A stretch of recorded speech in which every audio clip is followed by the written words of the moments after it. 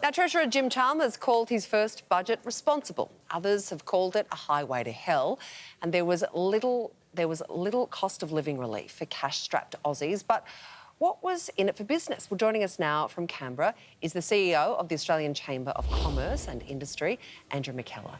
Andrew, thank you so much for your time.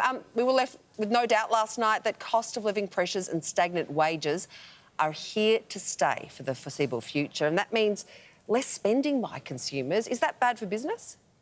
Good morning. Great to be with you. I think on the whole, we would agree the budget was responsible. It was measured. I think it was quite practical. I don't think it was spectacular. There are some things in there that, from a business point of view, we do have concerns about. Like what?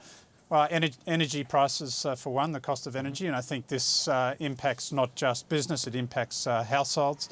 But the projections there are obviously quite concerning, and it does mean that there's, I think, a lot of work to do to ensure that we've got that secure, reliable supply, and that we can, do something to address affordability. So we have to be very practical in that area, and we have to make sure that we can restore confidence to households and to business that they are going to be able to get some of those energy solutions over the next couple of years. Yeah. There is another area that we also have concerns on, and that's workplace relations. So we've seen that the government will introduce new legislation tomorrow. I mean, obviously their objective is to get wages moving, and business supports that. But unfortunately, what we're seeing is that this is going to be done in a way where it's sort of one size fits all. It's not going to necessarily be flexible and responsive to the needs of individual businesses, particularly small businesses. Our concern is that that will lead to a situation where we could have more disputes, more strikes, and in the worst case scenario, then we would see job losses, and obviously we don't want that outcome. We don't want that. Just to go back to the point that you made of electricity prices, they've been forecast, as we know, to increase by 50% over the next couple of years. Jim Chalmers has hinted at introducing regulation and leaning on laws in order to keep energy companies honest. Do you think that's enough? Well, it's a little hard to know precisely what he means by that, so I think this is an area where we do need to see more detail. But, we've seen extensive disruption with electricity supplies earlier this year. The same thing with gas. Gas in particular, I think from a business point of view, we see this as a transitional fuel. I think we all support the objectives of reducing carbon emissions, getting to net zero by 2050, but we need to be able to be assured that when we need the energy, it's going to be available. We have to have that supply available in the domestic market. We can't be exporting all of it, and that's a problem we've got at the moment. Yeah, you're right. Cheaper childcare and extra paid parental leave have been slated as ways to get up to 37,000 more people into the workforce and increase productivity. No word on seniors wanting to get back into work. Do you think that will do the job?